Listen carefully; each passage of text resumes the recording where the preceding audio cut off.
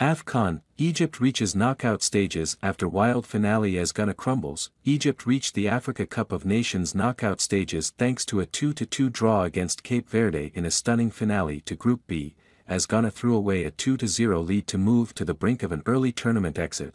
Going into the final round of matches, Cape Verde had already secured top spot, but Egypt, Ghana and Mozambique all had a chance of reaching the last 16, after goals from Cape Verde's Gilson Benchamal Tavares and Egypt's Trezeguet made the scores 1-1. Mustafa Mohamed looked to have scored the winning goal in the 93rd minute to help the Pharaohs leapfrog Ghana into second place, but there was still time for Brian Silva Teixeira Jr.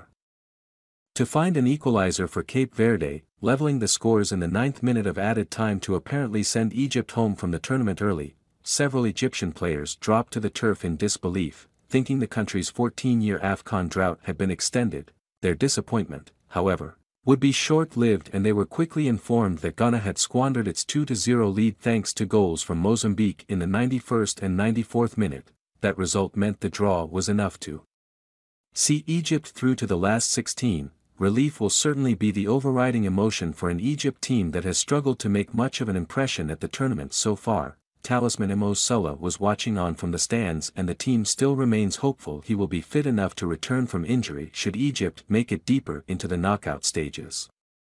However, Salah's agent said on Monday that the injury is more serious than first thought and he is expected to be out for 21 to 28 days and not just 2 matches. Salah was set to return to England following Monday's match. Ghana, meanwhile, needs a miracle to progress as one of the 4 best third-place teams and requires several favourable results in the other groups, led by former Brighton and Nottingham Forest.